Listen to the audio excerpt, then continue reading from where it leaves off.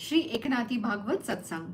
Om Shri Gurubhyo Namaha, Om Shri Ganeshaya Namaha, Om Shri Saraswataya Namaha, Om Shri Guru Dattatreya Namaha, Om Shri Mahalakshmi Namaha, Gurur Brahma, Gurur Vishnu, Gurur Devo Maheshwaraha, Gurur Sakshat Parabrahma, Tasmai Shri Guruve Namaha.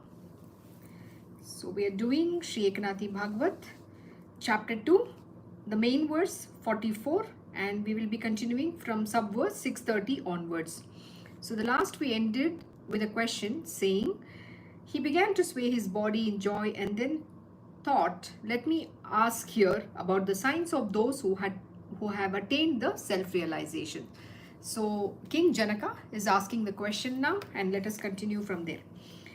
So chapter 2, verse 44, the king said, please tell me what is the nature and behavior of the real Bhagavata who is dear to the God, and how he acts, how and what he speaks, and what are his special characteristics among the people. So subverse, we start from 630. The king was happy to learn that it is easy for a devotee to attain the realization of God. So he began asking about the signs and special qualities of such devotees. The king Janaka asked, how do the devotees who have reached the final experience of God conduct their life in the public? O sirs, O great sages, please tell me all the recognizing signs and make my ears satisfied by hearing these particulars. The signs of good devotion are sort of ornaments. By putting those ornaments on my ears, let them be decorated. I feel that if I listen to these signs carefully, I will also be dear to the God. What is their nature? What is their behavior and activity? By holding in their heart the Supreme God, how do they conduct their affairs? How do they talk? In what condition and in what manner these devotees are liked by Sri Hari? O Master, whatever may be the numbers of these signs, you may please tell me. All the sages liked very much these questions of the king, and then the younger brother of Kavi by name Hari came forward to give answers. So this is a very important question which we all also need to have the answers for. Why is it important? See, because what is he saying? The most important word. What is the nature and behavior of a real Bhagavata? And who is a real Bhagavata? The one who follows the way of life. And most important thing, he's talking about how do they conduct in their life? How do they speak? How do they sit? How do they stand? How do they talk? All those signs are very important because it is important for us to understand so that we can also emulate them. What does emulate them means? That we have to also practice those qualities within us. See, it is very important. See, nobody has taught us what is the real way of life. And how do we speak in public? How do we conduct ourselves? How do we be nice? How do we be our good selves? We misbehave. We behave however, in whichever manner we want, however the way we want. That is not acceptable. And so he's asking, who's asking? King Janaka is asking a very important question. And that question is extremely important if you have to become the devotee of the Divine Lord Sri Hari or Sri Krishna Bhagwan. And most important thing also, what does he say? How do they hold the Supreme God in their heart?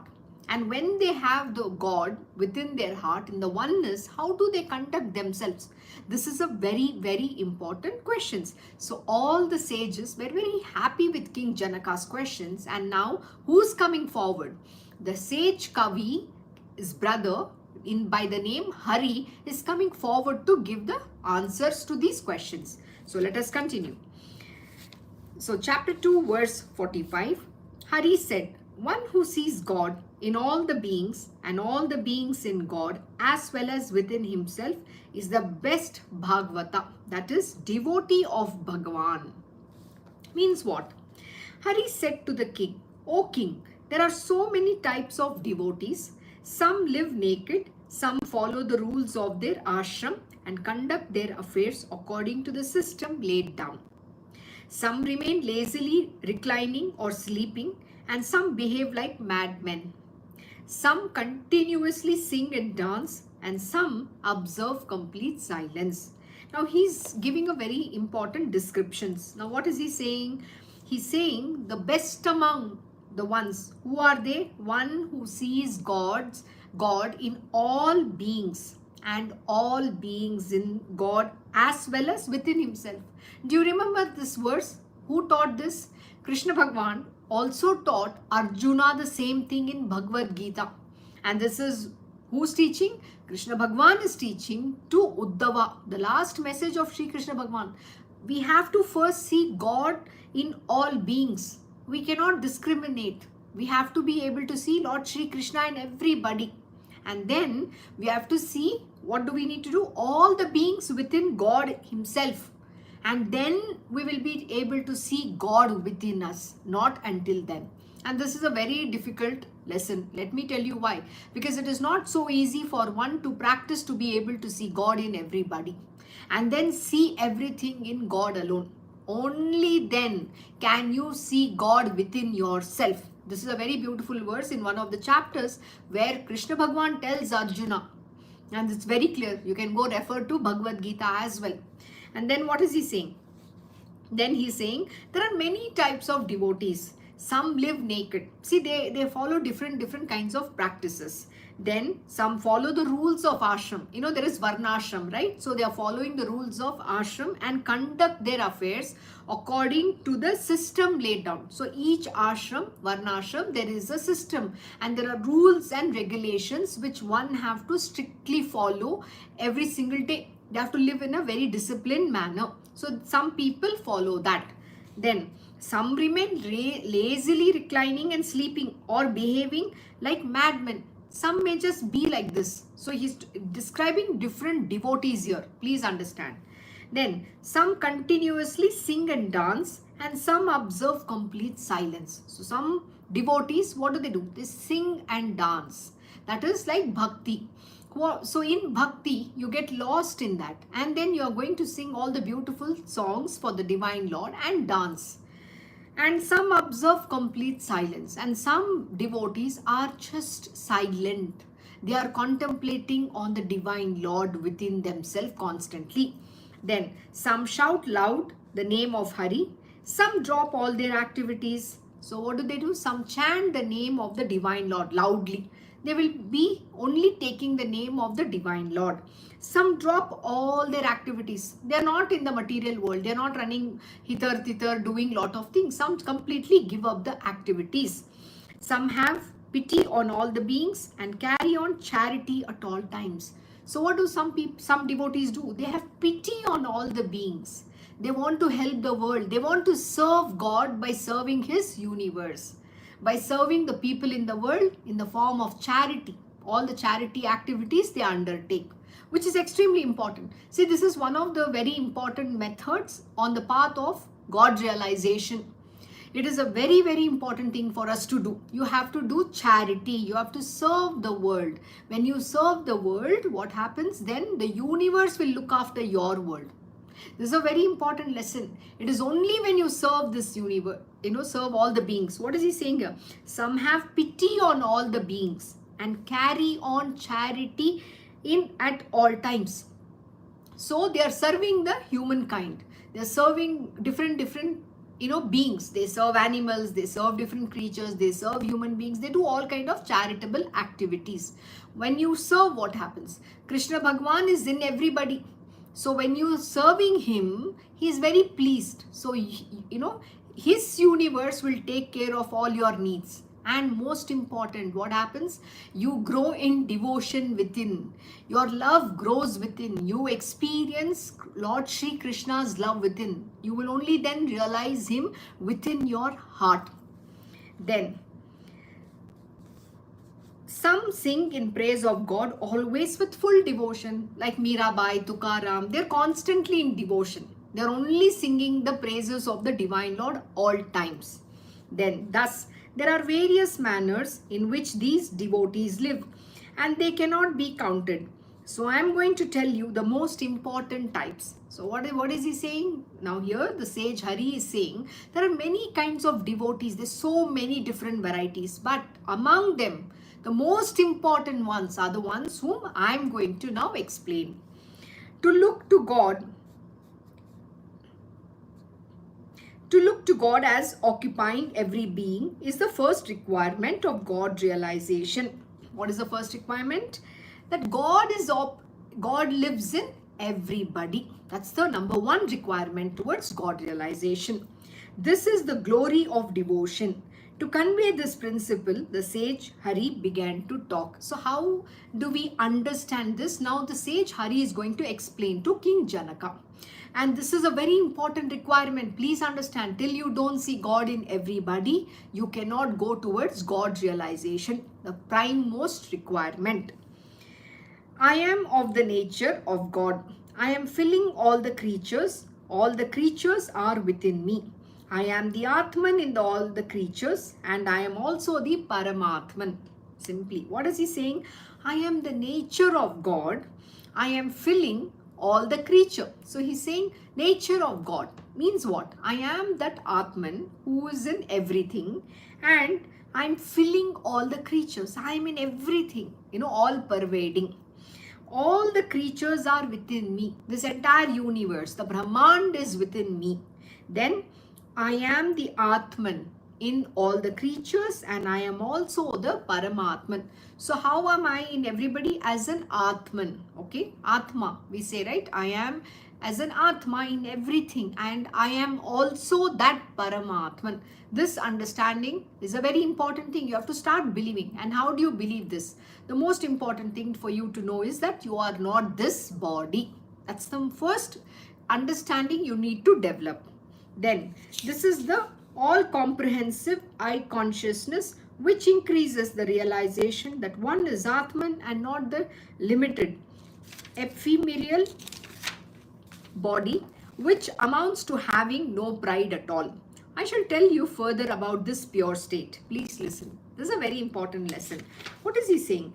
See, in this is the all-comprehensive I consciousness, which increases the realization that one is Atman and not limited, and ephemeral body. So this body is not real.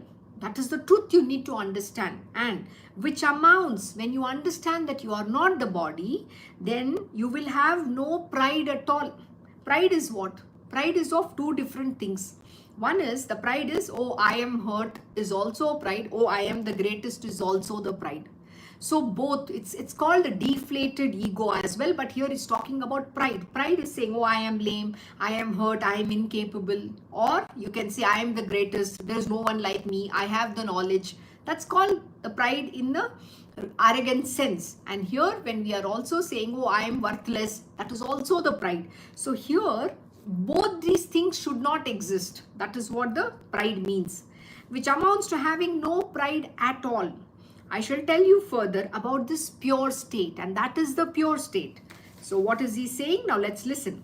The main sign of the pure-minded devotee is that he first conceives himself as only the spirit, called Pratyagnatma, which is witness to the three states, waking, dreaming, and sound sleep state. And he even considers himself beyond this lower step, and is convinced that God is in all the beings, and all beings are living and having their existence within God. If he feels that he is the Paramatman in all the beings, there is no ego in thinking like that. This is very beautiful.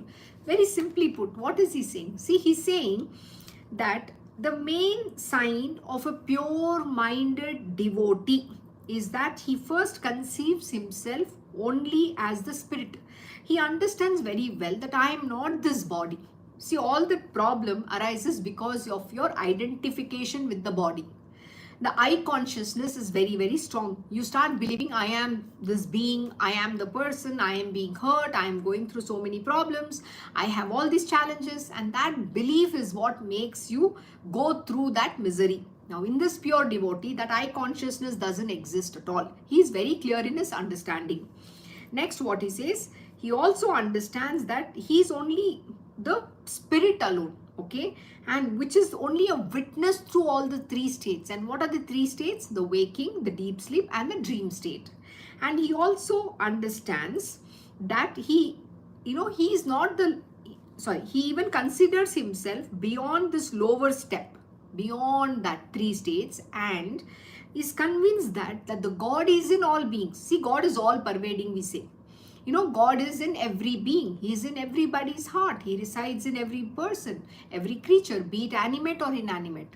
So when such is the condition, he understands that God is in all beings, very clear. And all beings are living. They're all living and having their existence within God. So what does Krishna Bhagavan says? Everything in this universe has emanated from me alone. And remember, when he talks about how the evolution and dissolution happens, and then what does he say? That again, after the 4 yugas, after everything goes back into him, he again sends them back forth again, based on their nature and the karma. That is what he says. So what is that we are supposed to do? We are supposed to understand how to conduct ourselves so that we can destroy the karmic loop in our system. And that grace comes very, very rare. So we have to make use of this opportunity. See, here he's talking about the different kinds of devotees, the level of their understanding and God realization.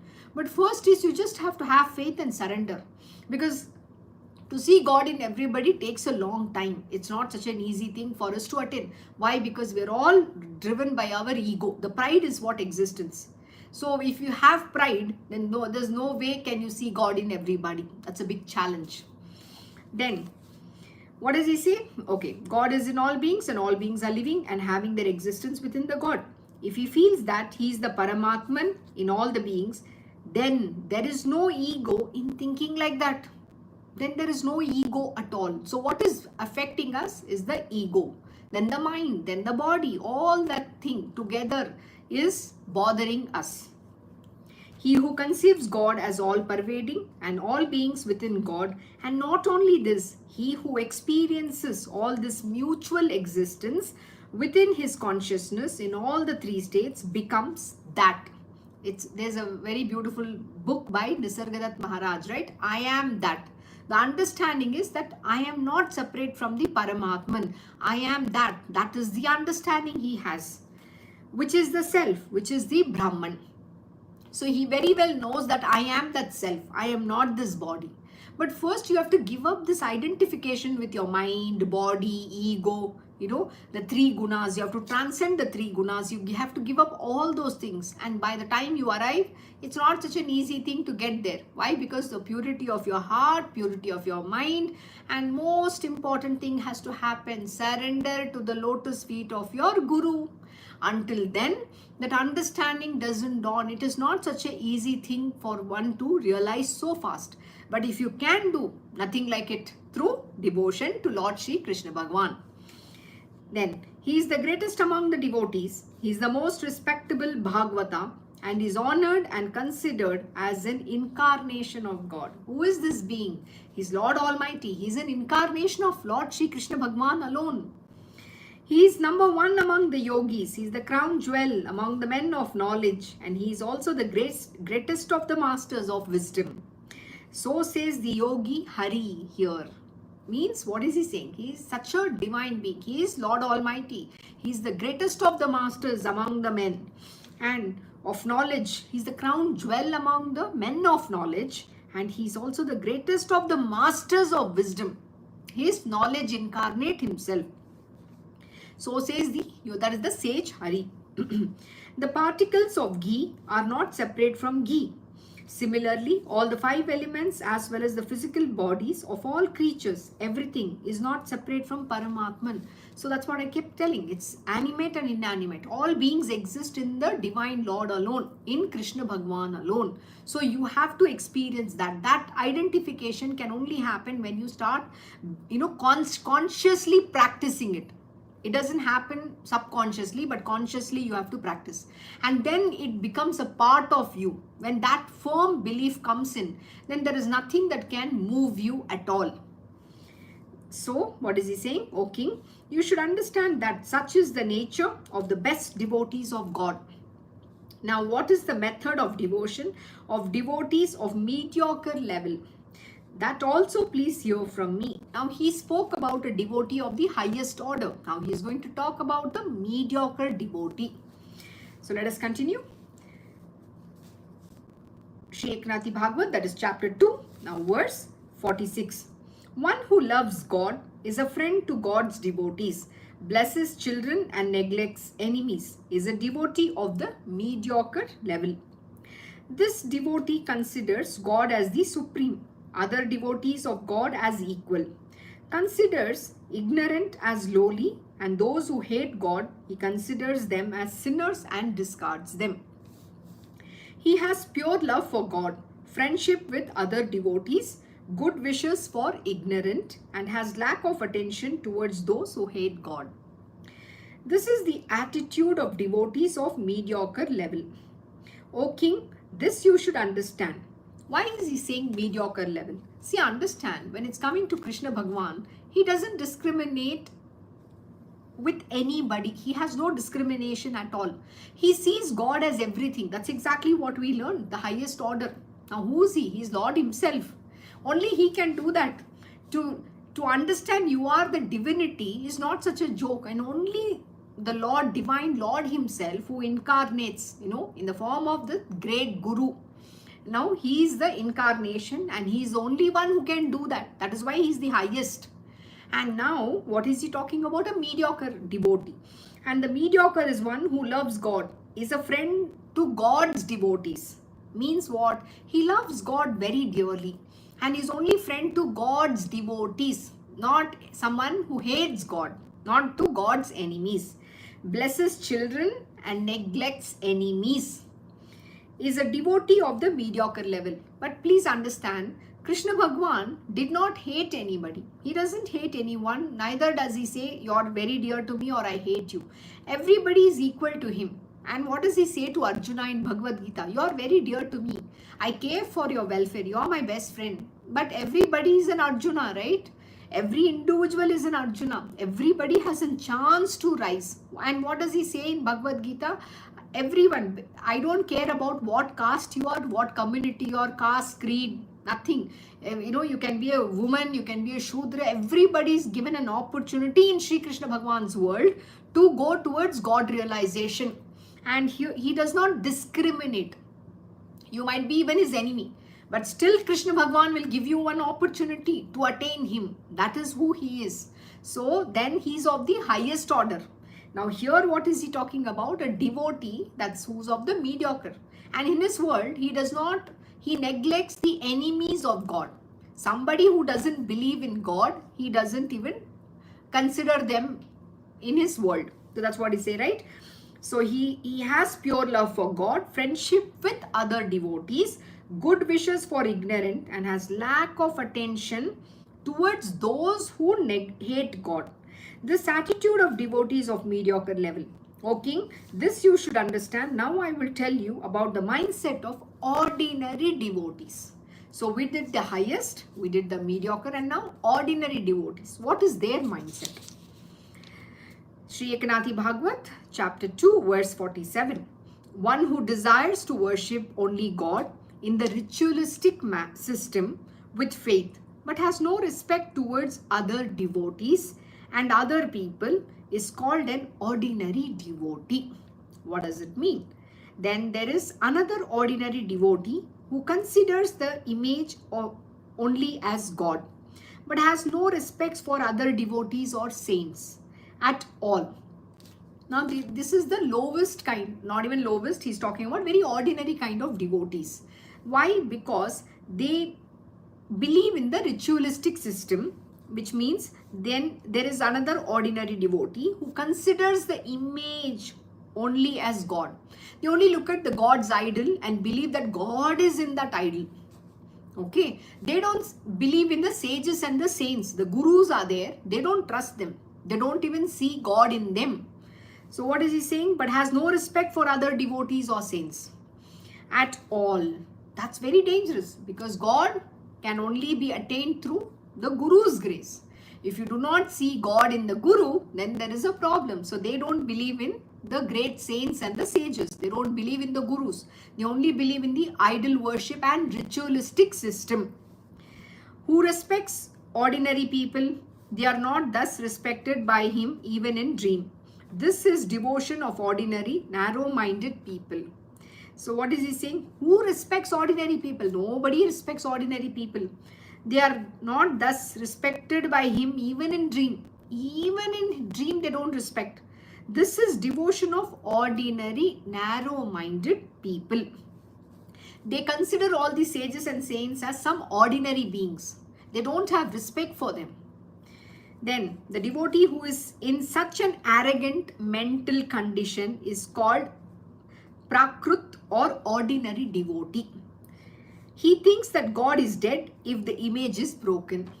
Can God be dead? Because God is an eternal being. How can God be dead? So he only believes in that idol worship. So they are of the very low category of devotees.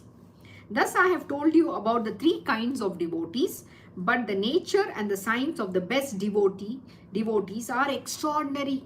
I am very eager to tell you about them. So let me see how long is this. Okay, we can do one more verse. So Sri Eknathi Bhagavat, chapter 2, verse 48.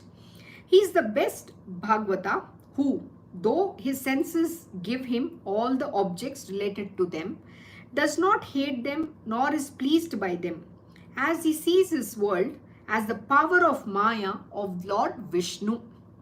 I think this is one beautiful lesson we even did this morning in Tripura Rahasyam.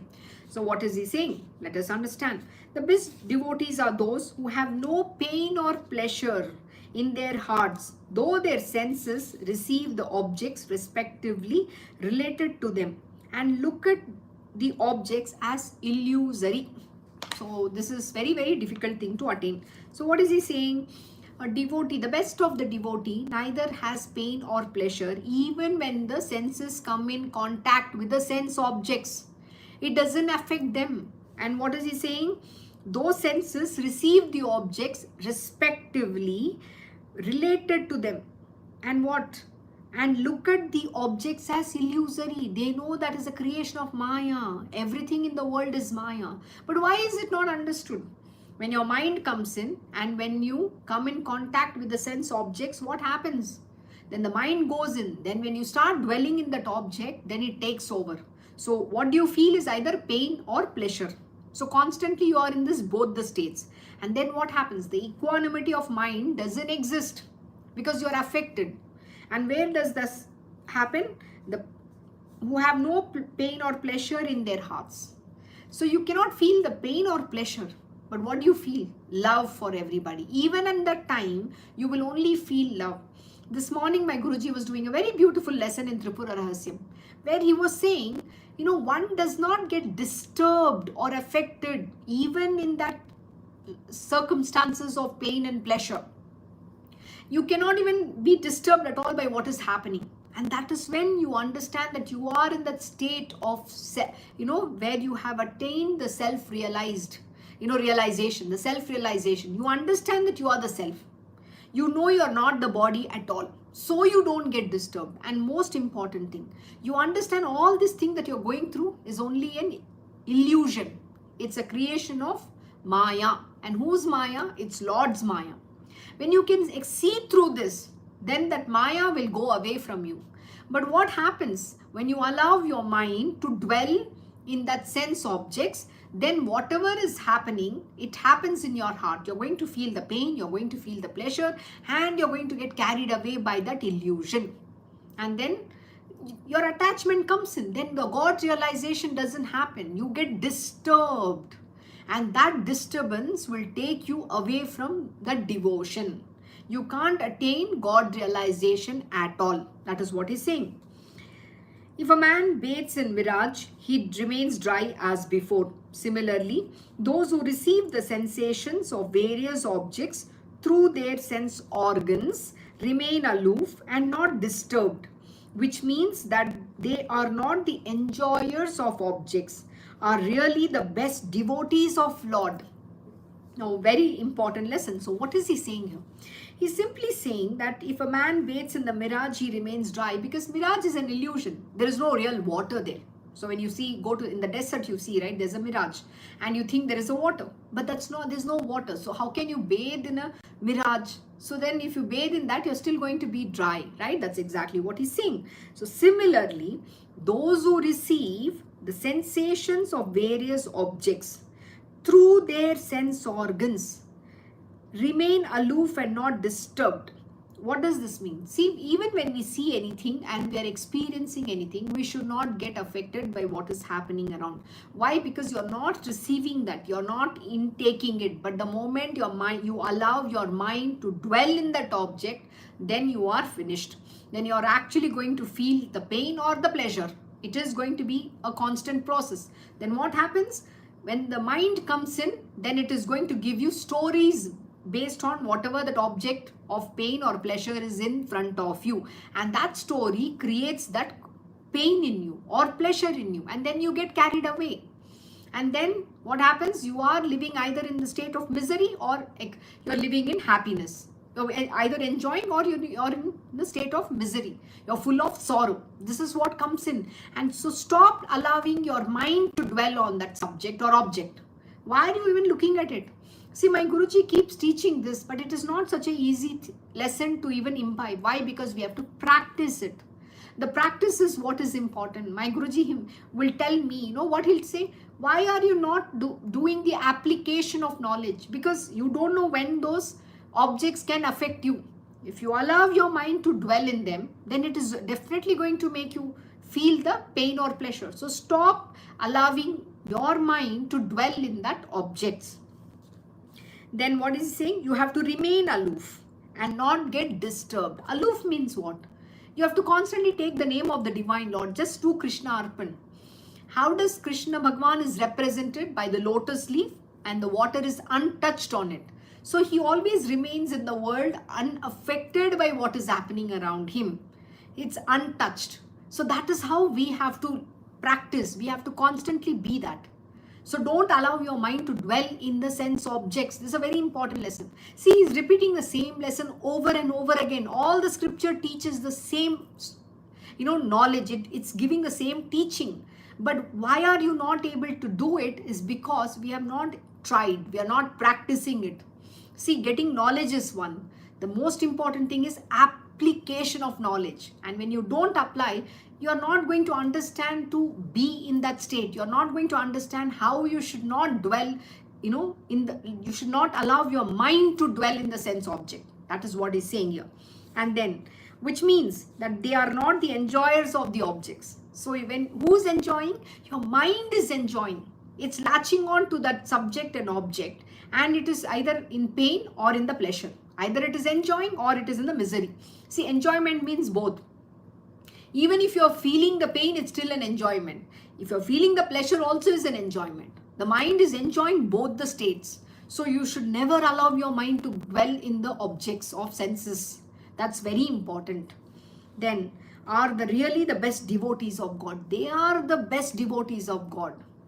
Next, ordinary persons misunderstand that even the best devotee enjoy the sense objects. But they do not know that such devotees are having no interest in awareness of objects. Their receiving the impact of senses or not accepting these, both are meaningless and illusory. So what is he saying here? Ordinary persons misunderstand that even the best devotees enjoy the sense objects. So say example, if you're looking at your Guruji might be eating food, and he's going to show it to you how he's enjoying the food. But an ordinary person looks at him and says, look at this great master. He's sitting and enjoying. He's a non-vegetarian. He's eating a non-vegetarian food. How can a guru eat a non-vegetarian food? And he's enjoying. It doesn't make a difference. Understand, they don't have the mind. Their connection is cut. They don't have the sheets. They only have the gross body. The food body is all that they have. And within them, all the intellect, the mind body, nothing exists. They are just this outer shell. They're always in the state of Satchidanand. They are enacting a role. They are actually playing, they're enacting a role for you. When they eat, there's no taste that they feel, because there's no mind that comes and enjoys that sense object. This is what you need to understand. That is why they're pure. They're Param Brahman. That is why when you feed the divine master, the entire universe gets that offering. Because everything is within him. He's always in, the entire universe rests within him, and he is in everybody. He is in oneness with this entire universe. So that is why you should understand that don't get carried away by what they portray. What they portray is nothing but the Maya. It's an illusion that they create. So, but they do not know that such devotees are having no interest in awareness of objects. They are receiving the impacts of senses or not accepting these. Both are meaningless and illusory. If in a dream a person eats a banana which is sweet and then he desires to eat the banana again, when he is awake, he cannot have it nor eat it. Similarly, contact with the sense objects are illusory in the case of devotees of God. Means what? See, the devotees of God, he's talking the highest devotees of God, who they don't have this contact. You know, way long ago, my Guruji was explaining this to me. You know, he told me that, Rajma, when you see me eating, what do you think? I'm enjoying the food. In fact, actually, there is no taste at all. I'm just eating. I'm demonstrating, I'm showing you how much I'm enjoying the food. But in reality, in truth, there is no mind for me to enjoy that food. It is like eating, you know, even if you give me hay or the delicious of the food, it is the same taste. I don't have any taste at all. Why? Because there is no mind that is there to enjoy the food. Who's enjoying the food? When you eat it, your senses, right? Your sense organs, when the touch happens, you know, when you put the food in the mouth, your tongue, the food touches your tongue. So the sense organ, the glands, that enjoys, right? There's a mind. It says, oh, I love this. I don't love this. I like this. I don't like this. I like this taste. This is my favorite. How does that happen? Why? Because we are using the mind. So my Guruji was saying, for me, nothing exists. There's no connection. So he gave me this understanding and I observed him all the time. You know what he'll do? When you give him any meal, he'll only take one wholesome meal. There's no second serving at all. Whatever is served in his plate once, that is all the food he will eat. And his method of eating is very unique. You know what he'll do? He'll mix everything together and he will eat it, which means all the tastes are mixed, whether it's vegetable, whatever you give, the rice and the curry and everything, he mixes it all. And then he will then eat it. You know what is the meaning of that? That is to destroy the palate, basically to enjoy the food. We say, right, oh, I like this, I'm going to eat it separately. I will eat this in the last. That is you're enjoying the food. In his case, he's not enjoying. He's only eating it to keep his body fit. It is the requirement of the body. He's not eating food so that he can enjoy. He's not satiating his pleasure of eating. He's not eating because he loves it. No, the body has a requirement. His body has to be fit. So he eats that meal in that manner. And that too, he eats only one full meal in the day. And that is his practice. So that is the day when he showed me, I could see through that. I could understand that there is no mind. That's completely disconnected for him. But in our case, the mind is there. So the likes and dislikes come. Oh, I eat like this only. I love this only. So you have your requirements. You have your ways. So you cannot eat it. So what happens when you come to the Guru's ashram? When you come to the Guru's ashram, you just have to eat it as a prasad. Whatever food is offered to you. That is one way to overcome this likes and dislikes. And whatever you eat from the plate, what is offered to you, that is all is required. And the Guru knows how much food you need or what you need. He will exactly give you that much. But you know what happens to you? The mind comes. If you think something in your plate which is not palatable to you, oh, I don't like this. I'm not used to eating bitter gourd. I'm not used to eating this sweet. And when you talk like that, that is where your mind has come. And then what happens? You are attached to the sense objects. So you're not going to eat that food. That itself is the failure. So to overcome that, the attachment to the sense objects, you have to first give up this, I like this or I don't like this. The way you look at it is, I'm eating the blessed food offered to me. It is a prasad. It is a blessed food. So I'm not going to use my mind. I'm not going to say I like this or I don't like this. That is what it is. I'll just very simple example I'll give you. When I started on the spiritual journey, I would take 2 hours, minimum rather 1 hour to eat just 1 or 2 chapatis, okay? Two rotis. and it would take me 1 hour. But over a period of time, I could eat my whole food in 15 minutes. And today, I take the same amount of time that maybe 5 minutes more when I sit with my Guruji to eat the food. I maximum the same amount of time, I quickly finish it. I'm focused in that just eating alone. Earlier, I would talk and eat. Sometimes I would even take 2 hours, and that was disastrous. That's not the way to eat, because what we eat, the food is called Annapurna Devi. So we have to give respect to the grains, the food that we are eating. We have to be very focused and eat it, because that is what is going to give nourishment to our body. Not watch TV and eat, not have phone next to you, not think about some things. So never do those kind of things, because you're disrespecting that food, and that is never going to provide the right nutrients for your body. So that is why we have to be very respectful of it and eat. And when I started doing that, all my sickness, just vanished. And today I eat what comes in my plate, not letting my mind believe I like this or I don't like this. I gave this to myself. I was saying this to myself. I should be able to eat everything that comes in my plate. That's a practice I wanted to do. And I started eating. Like bitter gourd. I don't like bitter gourd, but I will eat. I want to eat. So today, whatever is being offered in my plate, I will just eat it, because that is how you have to decimate your mind, your likes and dislikes. That's one of the ways to overcome the mind. Then, if in a dream a person eats a banana which is sweet and then he desires to eat that again, when he is awake, he cannot have it nor eat it. Similarly, contact with the sense objects are illusory in the case of the devotees of the God. People ask, if the awareness of the objects is so imaginary and false, why do the devotees touch these objects? The answer is that destiny earmarked for this life period is so unavoidable that their contact with the objects is also unavoidable. It compels them to receive the objects. This is a very fantastic answer. What is he saying? It's a very beautiful question.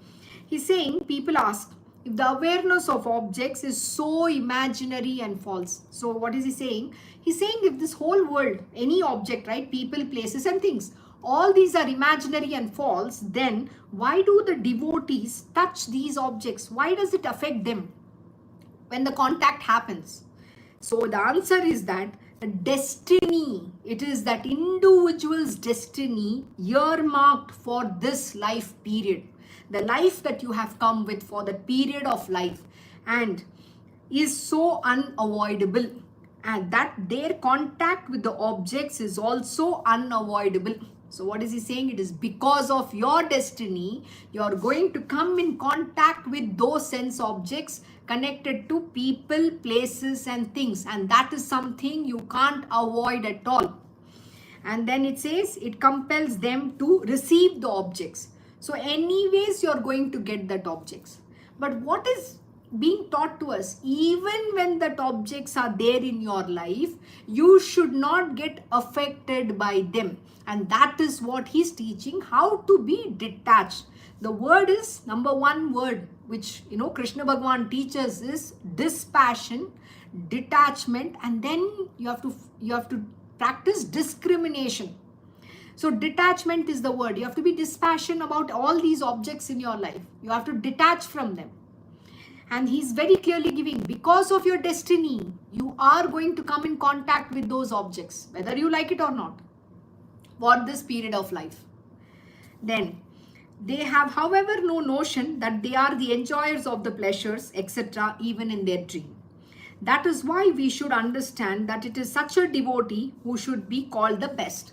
So in case of the best devotee, what happens? They have, however, no notion that they are the enjoyers of the pleasures, etc., even in their dream.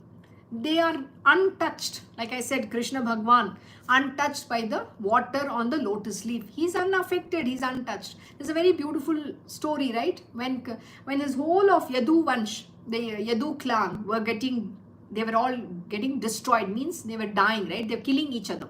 There was a big fight at Prabhasa, and all of his kith and kin were fighting with each other, and they were dying. They were all killing each other. Krishna Bhagavan was watching that that gory scene. It's like a holocaust which is happening right in front of his eyes. His own family, the whole Yaduvansh is being killed. He knows the destruction is going to come about. The entire Dwarka is going to be submerged underwater. Yet he was not undisturbed, unperturbed. And he was in the perfect, in the perfect state of being lost in sin, in his self alone, in the state of Sachidanand. How can you be that? Because here it is saying, right, they have, however, no notion that they are the enjoyers. They don't even know that they are the enjoyers. They very well know that they are not the body at all of the pleasures, even in their dream. Even in their dream, they cannot. Even if you ask them in the wildest dream also, they know that they don't have the notion that they are the enjoyers at all. That is why we should understand that it is such a devotee who should be called the best. So the greatest devotees have this state of mind while being surrounded by objects of senses. Now, there is still deeper state of mind about which I shall presently tell you. Please listen. So we will stop here and we will understand what is this deeper state in our next satsang. So we've completed chapter 2 verse 48 and we have stopped at subverse 663. Recording stopped. Thank you for joining. Shri Eknathi Bhagavad Satsang. Have a good day and good evening to you all. God bless.